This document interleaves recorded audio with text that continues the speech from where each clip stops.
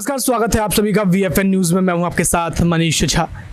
इस वक्त हम गाजीपुर बॉर्डर पर मौजूद हैं, एक टेंट में मौजूद हैं जहां पर लंगर सेवा की जाती है।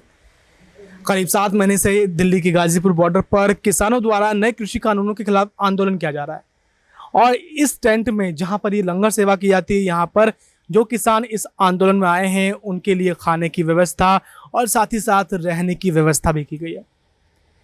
इस किसान आंदोलन में बुजुर्ग से लेकर युवा तक मौजूद हैं जो लगातार इस आंदोलन को गति प्रदान कर रहे हैं।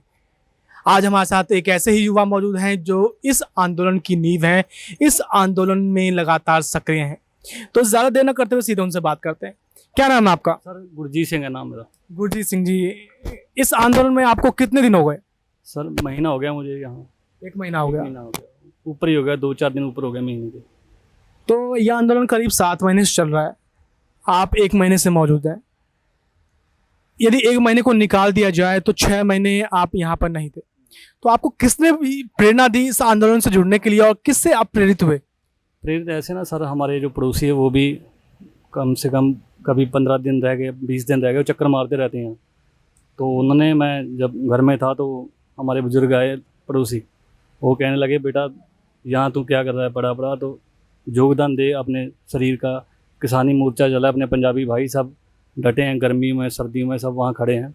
तो तुमको क्या आ रहा है, वेले हो तो चले जाओ। अगर तो फिर उनकी बात माननी पड़ती है, बुजुर्ग हैं समझदार।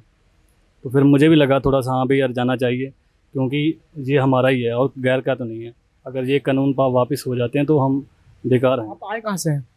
पंजाब से, उधर यूपी भी में, लखीमपुर में अपना घर है और पंजाब में भी। अच्छा, तो आपके साथ आप अकेले आए हैं, आपके साथ कोई और भी आए हैं? नहीं सर, अकेले है, दोस्त आया था एक, साथ में आए थे। वो वहाँ दूसरे तंबू में है अभी। तो दूसरे तंबू में। जी जी। गुरजीत सिंह जी, जो एक नए कृषि कानून आए हैं, मोदी सरकार तो कह रही है कि किसानों के हित में है। आप युवा हैं और लगातार इस किसान आंदोलन में सक्रिय भी हैं।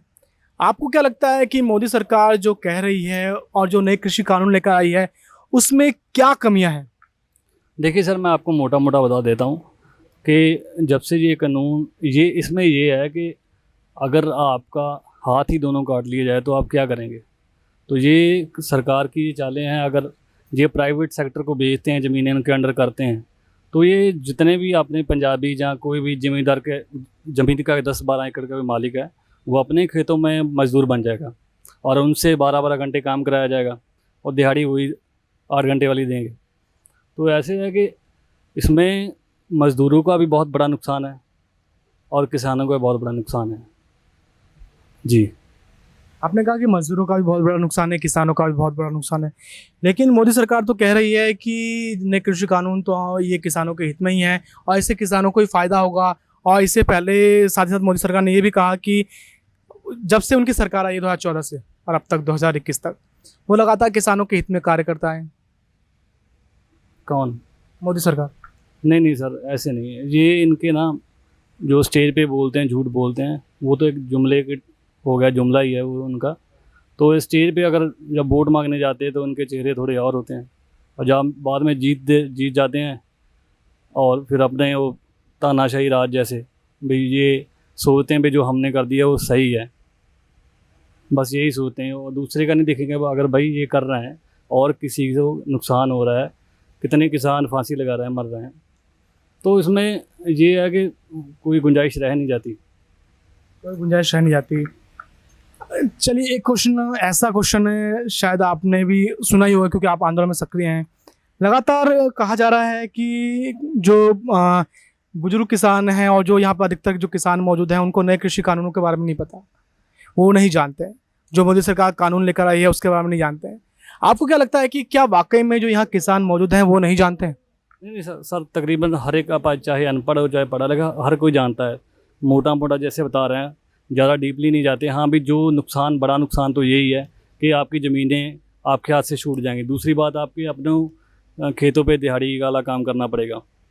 ठीक है, तो ये बात है और तो कोई ख़ास बात नहीं, यही है। तो मोदी सरकार जो आरोप लगा रही है वो गलत है? जी गलत है, बिल्कुल गलत है भाई। अगर सही होते तो ये आज जो बैठे हैं सड़कों पे, तो क्या ये बैठते हैं? अगर सही होते, मान लेते हैं उनकी, कभी नहीं। अपना घर का काम छोड़ के सब बैठे हैं, बीवी बच्चों को। तो यहाँ पहली बात तो यहाँ गर्मी बहुत पड़ रही है अभी, क्योंकि ऊपर से धूप लग रही, नीचे से ये सड़क है वो भी गर्म है। तो इतनी कठिन परिस्थिति में ये हैं, अपना दुख दे रहे हैं शरीर को, तो कौन भाई चाहता है अपना घर छोड़ के आऊँ। अगर उनको नहीं सही लगे तभी ये सड़कों पे उतरे हैं भाई।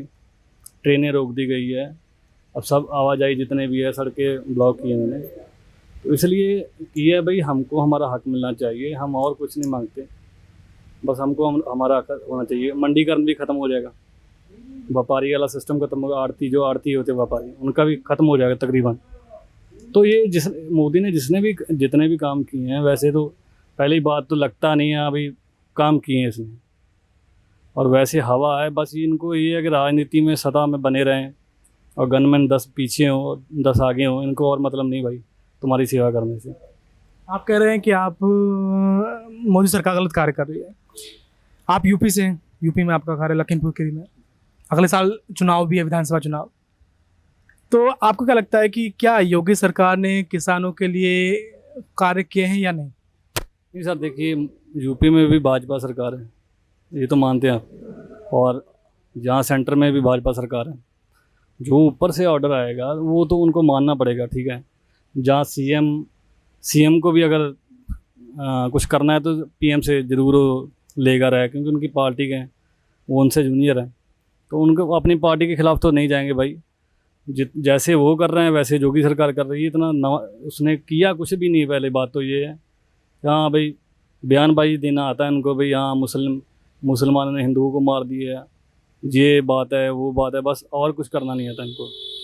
तो आपकी यूपी में अगले विधानसभा चुनाव में पसंद कौन है सीएम के रूप में? देखिए सर, पहली बात तो मैं जब से होश संभाली वोट नहीं डाली मैंने कभी भी। आपने अब तक वोट नहीं डाला? अभी तक नहीं डाला। क्या उम्र है आपकी? मेरी 26 साल हो गई, 94 का जन्म डेट ऑफ बर्थ था। तो आपने आज तक वोट नहीं डाला है? नहीं क्यों? सर, क्या करेंगे डाल के अब, और आपका अधिकार है। अधिकार है तो जो हम वोट डाल देते हैं तो वो वोट मांगने जो आते हैं और 5 साल बाद फिर आते हैं, तो हम क्यों डालें भाई वोट। पहली बात तो जो राजनीति में घुसता है वो आदमी तेज तरार होता है, वो सेवा करने के लिए नहीं आ रहा कि मैं देश की सेवा करूं। उनको बस अपना कैरियर बनाना है भाई, कैरियर बस, और आपसे क्या मतलब है। तो क्या आपने अपनी जो समस्या रखते नहीं आप? ये समस्या तो रखते हैं भाई। मीटिंग हो रही है अब सीएम से का, अभी मेरे ख्याल से 30-40 बार मीटिंग हो चुकी है। बस ये कह रहे हैं भाई तीनों कानूनों में से कुछ आपको राहत मिलेगी, मगर अगर आप सही हैं तो तीनों कानून रद्द करो भाई। ये थे हमारे साथ गुरजीत सिंह जी, जिन्होंने सीधे अपनी बात रखी और कहा कि नए कृषि कानून किसानों के अहित में है। लेकिन गुरजीत सिंह जी, मैं आपको बता दूं कि आपने कहा कि आपने अभी तक वोट नहीं डाला, आपने अभी तक मतदान नहीं किया, लेकिन आपको मतदान करना चाहिए क्योंकि ये आपका अधिकार है, और क्योंकि इससे ही एक अच्छे लोकतंत्र का पता चलता है। भारत एक लोकतंत्र देश है, और यदि युवा ही पीछे हट जाएंगे वोट देने से तो कैसे फैसले लिए जाएंगे और कैसे काम होंगे। इसलिए गुरजीत सिंह से हम ये कहना चाहेंगे कि आप वोट ज़रूर दें, चाहे जो भी आपको उचित उम्मीदवार लगता हो उसको वोट ज़रूर दें, लेकिन अपने वोट का अधिकार ज़रूर अपनाएं और उसको ज़रूर लें। हमने आपको गुरजीत सिंह से मुलाकात करवाई, उनसे बात की, उन्होंने सीधे अपनी बात रखी, और कहीं ना कहीं दिखा देता है कि यहाँ पर बुजुर्ग से लेकर युवा सीधे सक्रिय हैं और इस आंदोलन को और विस्तार देने में लगातार लगे हुए हैं। हालांकि अब देखना यह है कि ये आंदोलन कितने दिन और चलता है, क्योंकि जिस तरह से यह आंदोलन बढ़ता जा रहा है और ट्रैक्टर रैलियां एक के बाद एक हो रही हैं, तो अब यह आंदोलन कितने दिन और चलता है, अब तो ये आने वाला वक्त ही बताएगा। कैमरामैन यश शर्मा के साथ Manish Jha, Delhi Ghazipur border, VFN news.